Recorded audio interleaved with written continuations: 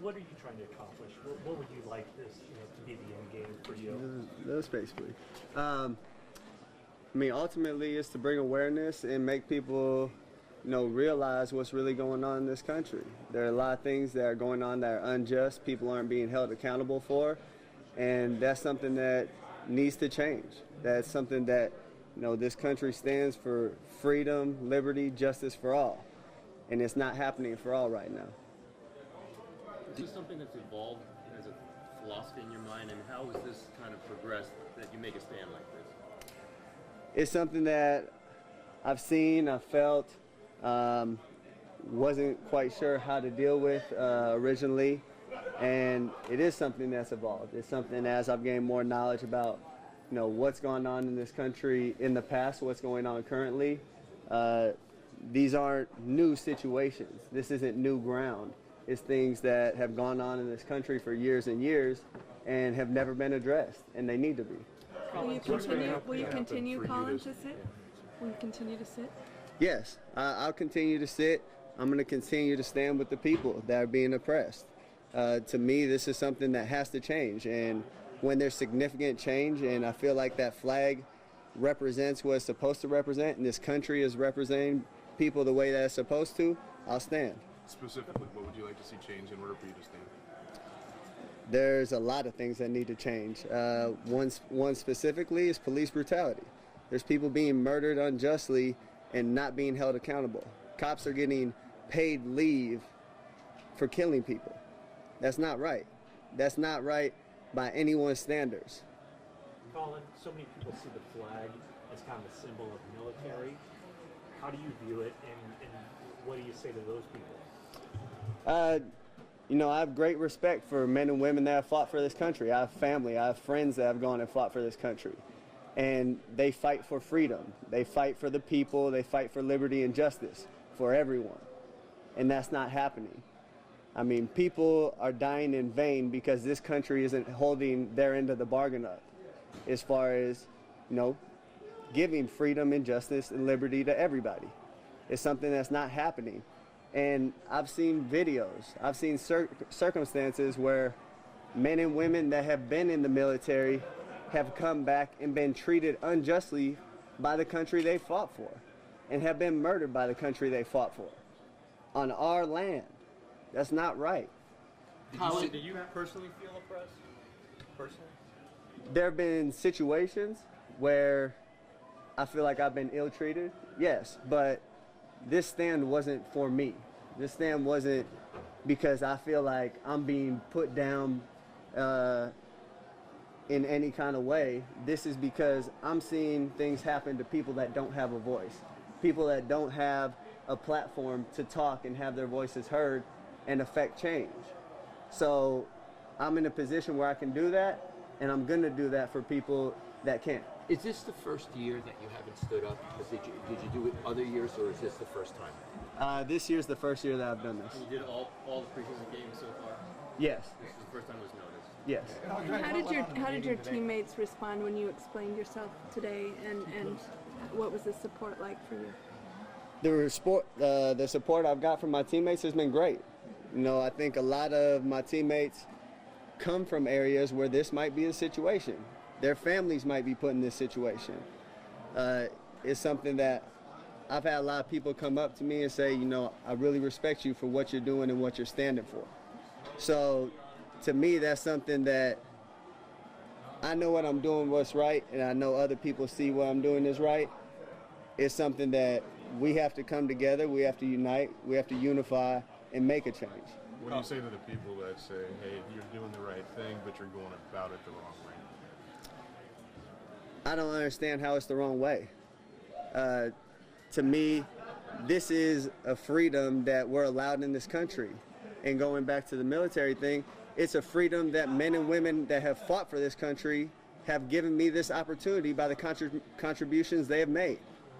So I don't see it as going about it the wrong way. This is something that has to be said. It has to be brought to the forefront of everyone's attention. And when that's done, I think people can realize what the situation is and then really affect change. You've done it every preseason game. are you almost relieved that it took this game and the questioning that followed to let your voice be heard? It wasn't something that I really planned as far as it blowing up. It was something that I personally decided I just can't stand for what this represents right now. It's not right. And the fact that it has blown up like this, I think is a good thing. You know, it brings awareness. Everybody knows what's going on, and this sheds more light on it. Now, I think people are really talking about it, having conversations about how to make change, what's really going on in this country, and we can move forward. Are you concerned this is seen as like a blanket indictment of law enforcement in general? What was that? Are you concerned that it can be seen as a blanket indictment against law enforcement in general? As far as what? I don't really understand what you're trying to get at. People getting murdered by police. I mean, do you think that it's seen as sort of an indictment against police? There is police brutality. Yeah. People of color have been targeted by police. So that's a large part of it, and they're government officials. They're put in place by the government. So, you know, that's something that this country has to change. There's things we can do to, you know, hold them more accountable, make those standards higher. You have people that practice law and are lawyers and go to school for 8 years, but you can become a cop in 6 months and don't have to have the same amount of training as a cosmetologist. That's insane. I mean, someone that's holding a curling iron has more education and more training than people that have a gun and are going out on the street to protect us. Colin, you plan on doing stuff beyond sitting? What was that? Do you plan on doing stuff beyond sitting during the National Anthem as far as activists kind of, you know, rolling your sleeves up and getting out in the communities? Yeah, most definitely. There are things that I have in the works right now that I'm working on to, you know, put together in the future and come to fruition soon. Those are things that I'll talk about as we get closer to those days. Colin, you say that this is it's a good thing that this is blowing up now because it's getting some attention. Any concern about the timing of it, a critical part of training camp, and the possibility of it being a distraction? No, I don't see it as a distraction. I think it's something that can unify this team. It's something that can unify this country. You know, if we have these real conversations that are uncomfortable for a lot of people, if we have these conversations, there's a better understanding where both sides are coming from. And if we reach common ground and can understand what everybody's going through, we can really affect change and make sure that everybody's treated equally and has the same freedom. Cap, has anybody from the league or the team or anybody said tone it down or anything? Because clearly you're speaking your mind right now. It doesn't seem that anyone's trying to, from the organization, whatever, is trying to quiet you. No one's tried to quiet me, and you know, to be honest, it's not something I'm gonna be quiet about. I'm gonna speak the truth when I'm asked about it. This isn't for a look, this isn't for publicity or anything like that. This is for people that don't have the voice. And this is for people that are being oppressed and need to have equal opportunities, you know, to be successful, to provide for their families and not live in poor circumstances. Have you been pulled over unjustly? You know, in your mind, have you been pulled over unjustly or had a bad experience in that regard? Yes, multiple times. I mean, I've had times where one of my roommates was moving out of a house in college, and because we were the only black people in that neighborhood, the cops got called and all of us had guns drawn on us. I mean, came in the house without knocking, guns drawn on one of my teammates and roommates. So I have experienced this. People close to me have experienced this. This isn't something that's a one-off case here, a one-off case there. This has become habitual. It's become a habit. So it's something that needs to be addressed. Colin, there are 2,000 players in the NFL. You're a lone voice here as far as taking this stand. Why do you think you're the only one doing this? I think there's a lot of consequences that come along with this. There's a lot of people that don't want to have this conversation, that, you know, they're scared they might lose their job or they might not get the endorsements. They might not be treated the same way. And those are things I'm prepared to handle, and those are things that, you know, other people might not be ready for. It's just a matter of where you're at in your life, where your mind's at. And at this point, I've been blessed to be able to get this far and, have the privilege of being in the NFL and, making the kind of money I make and enjoy luxuries like that. But I can't look in the mirror and see other people dying on the street that should have the same opportunities that I've had and say, you know what, I can live with myself, because I can't if I just watch. Do you think you might get cut over this? I don't know. But if I do, I know I did what's right. And I can live with that at the end of the day. Does any of this reflect your relationship with the 49ers or with the NFL? Is this any part of that? No, this is about the way people have been treated by this country. When you addressed the team today, Colin, how long did you talk, and what was kind of the tone of it? It seemed like you were able to convert one person into your line of thinking that was a little skeptical. No, it was a conversation. They asked me to talk and just explain why I did what I did and why I felt the way I felt. And that's I had an open conversation with them. I told them why I felt that way and why I looked at things the way I do. And a lot of it has to do with the history of the country and where we're currently at. And, I opened it up to all my teammates. Come talk to me if you have any questions. If you want to understand what I'm thinking further, come talk to me. This isn't something that should be hidden and shouldn't be talked about. These conversations need to happen, and I think it's something that can bring everybody closer. Were there a couple guys that voiced how they felt against what you're doing to you? There were, I've had people say, no, I want to understand further. Let's talk. So I've had those conversations, and we'll continue to have them with my teammates. But it's something that the knowledge of what's happened in this country and is currently happening is something that I think everybody needs to know. And when you have the knowledge of those things, then you can make an educated decision on, what you really feel and what you want to stand for. Has any of this been a distraction? In terms of politicians or people outside the sports world to tell you that they support you through this? I've had a few people reach out. Quite a few actually, saying, we really support you. We're proud of you for taking that stand. We respect what you're doing. We know a lot's going to come with it, but we're behind you. And, that means a lot. That means that I'm not the only one that feels this way, and I'm not the only one that sees things this way. Is any of this going to distract the team from getting to the Super Bowl this year? Is there, are you guys talking more today about this, or are you talking about planning to get to the Super Bowl? No, we're focused on football while we're in meetings, while we're on the field. That's what our focus is. But in our free time, we have conversations about this, and that's not something that we should be ashamed about or shy away from. We talk about football, we handle our business there, but there's also, a social responsibility that we have to be educated on these things and talk about these things. Colin, did you consider bringing, forming an alliance and getting teammates to join you in this? And if not, why did you decide to go it alone? This isn't something I'm going to ask other people to, put their necks out for what I'm doing.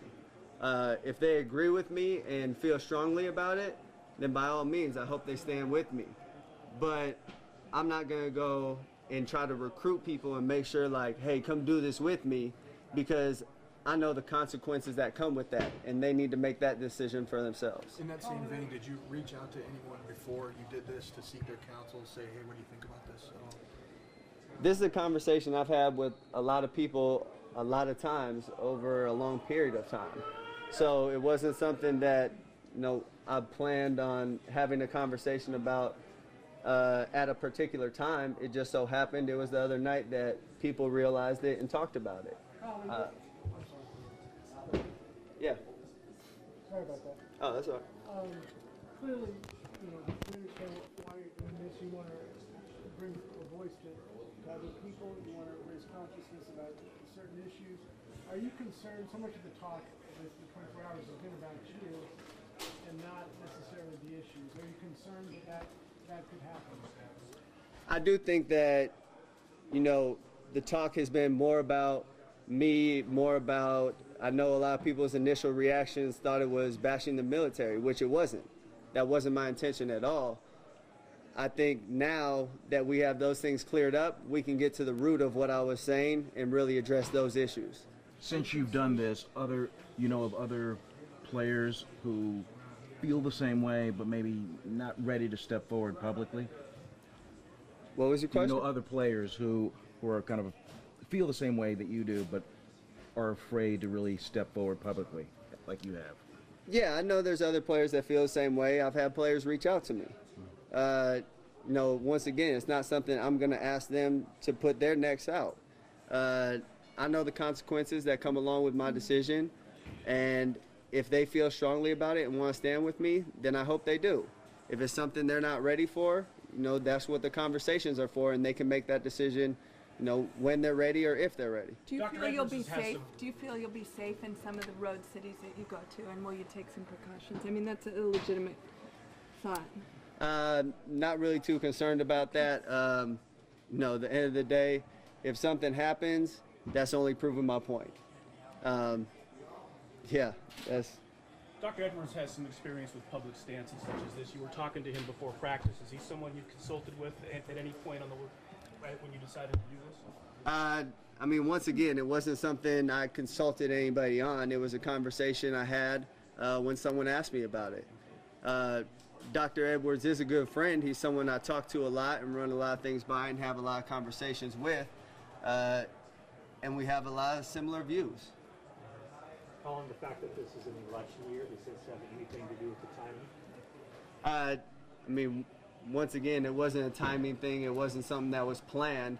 But I think the two presidential candidates that we currently have also represent the issue that we have in this country right now. You want to expound on that?